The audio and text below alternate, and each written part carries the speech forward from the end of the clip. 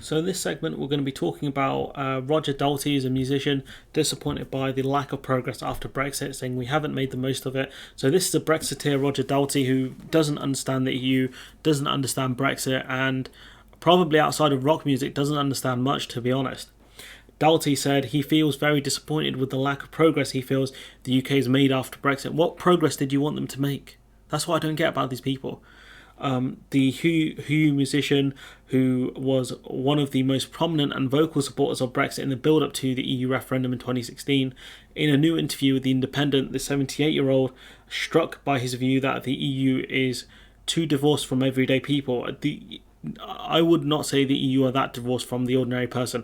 I'd say the Tory government is, to be honest. He said he wasn't sorry for voting Leave, which, okay, when we go through this article, you're going to realise the guy's an idiot. I'm disappointed we haven't made the most of it. I'm really disappointed that we haven't burned an awful lot of useless legislation, he said, but some of the legislation he talks about isn't even related to the EU. He goes, I just put in planning permission for a building on the farm, and just to get the planning is costing me something like 40,000. It is effing ridiculous. Who the hell's that got? And, I just got a call a minute ago from von der Leyen saying that they've rejected my planning permission unless I pay, 60,000 to get it done. Like, von der Leyen, that's ridiculous, mate. And then I realised I've made that complete story up because it has nothing to do with the EU, it's to do with local councils. If they want to change these things, that's got to come from central government, which central government could have done a long time ago. Nothing really to do with the EU. It's just a joke. We covered a story previously about how a bunch of British immigrants in Spain had gone into planning permission disputes with their local council. This is to do with councils and central government, nothing to do with the EU. Like, this man's ridiculous. Like, who the bloody hell's got that? I mean, I'd assume a famous musician would, unless you spent that money on powdery substances. But again, I don't know this geezer, so who knows. When it was pointed out to him that many regulations aren't forced on the UK by the EU, Daltrey said a lot of them are, but could not actually tell us by the looks of it which ones are. Because if it's nothing to do with planning permission, why is this man bothered? Like, I don't get it. He repeated his belief that the government hasn't made the most of Brexit. Like, planning permission has nothing to do with the EU as far as I know of. Very little to nothing. He says, would I vote to go back in? No. He said, I'm sorry, we came out of it. No, it's a cartel, mate. It's like being governed by FIFA. Not really. FIFA is more of a cartel. I wouldn't argue the EU is. Daltrey also complained about the difficulties facing musicians who wish to tour around Europe. Mate, you voted to make their lives more difficult, as they face costly delays caused by red tape and the ongoing lorry queues at Dover, which that's to do with P&O and partially to do with Brexit. Actually, could be largely to do with Brexit, depending on who you listen to. It says they're making life hard for us. That's not actually true. We voted to end freedom of movement. It's up to individual countries how they want to hand out visas. It's up to individual member states. I think Spain were far more generous towards musicians, but other countries, they don't have to be. He said it doesn't need to be. One truck goes into Europe full of equipment with a carnet. I'm not sure what that is. It's not hard to get visas, is it? It shouldn't be. We used to do this regularly in the 60s and 70s. My friend, things have changed since the 60s and 70s. I was born after the 70s, and with freedom of movement, I think a lot of countries may not have done a lot to change their rules around third country visa requirements.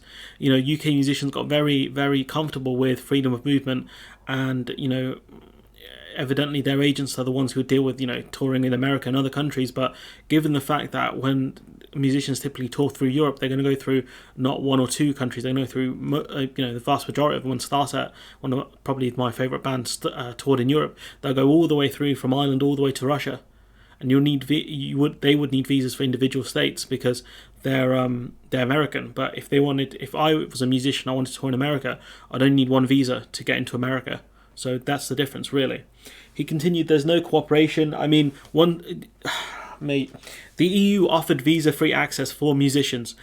Lord Frost said no. Lord Frost has said more recently the UK should come up with an agreement with the EU around visa-free access for musicians. He's then come around and said, actually, I don't know anymore.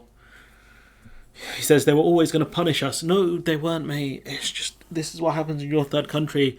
In fact, the EU have probably been more generous to us as a third country than they are to other third countries, because they're determined to make it not work because they're fearful of other countries leaving. Let's see. I mean, which other countries are threatening to leave the EU?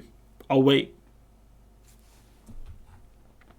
Daltrey previously made headlines in 2019 after snapping at a journalist who asked for his opinion on how Brexit would affect the UK music industry. He said, "What's that got to do with the rock business?" he asked at the time. Well, evidently he's learning the hard way what it's got to do with the rock business.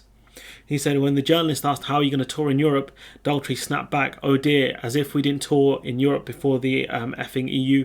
Oh, give it up." I mean, you did. Things have changed now. That's it. And we don't know if, I don't know personally, if the UK had sort of visa deals with the EU over musicians and other things. In 2021, he defended himself against the hypocrisy allegations, becoming one of over 100 musicians, along with Elton John, Ed Sheeran and Liam Gallagher, calling on the government to resolve the freedom of movement issues for British artists. He said, "I've not changed my opinion on the EU," Daltrey said in a statement. "I'm glad to be free of Brussels, not Europe yet. You know, they're not exactly one and the same, but they're pretty close to it." He said, "I would have preferred reform." What reforms do you want, pal? Can you please tell us? Can you inform the rest of the class, big boy? Which was asked for by us before the referendum. I mean, I can't remember what David Cameron asked for, but who cares at this point? He says, "I do think our government should have made it easier, should have made the easing of restrictions for musicians and actors a higher priority. They could have done. There was an agreement on the table. The UK said no. Every tour, individual actors and musicians should be treated as any other goods at the point of entry to the EU. But the thing is, musicians, you know, singing and all those things, right? Concerts, they're not a good. They're a service. That's why you're treated under services. Come on, dude. Do you want to be treated as a product? Really? As an object, like a biscuit or something? What joker? You're offering a service, pal." But yeah, there's nothing more I want to talk about with this article. But yeah, honestly, what a joker this guy is. Brexiteer musician angry at Brexit visas, essentially. He should be angry at the end of freedom of movement, really. But this is what you voted for, pal. Welcome to the party, pal. Except you need a visa to get to the party because these are the rules now. Anyways, I'm going to leave it there. Let me know what you think in the comments below. Like, comment, share, subscribe. Support the channel on Patreon if you can. Support the channel on Patreon just to trigger losers like this one. Hopefully I'll see you in the next one.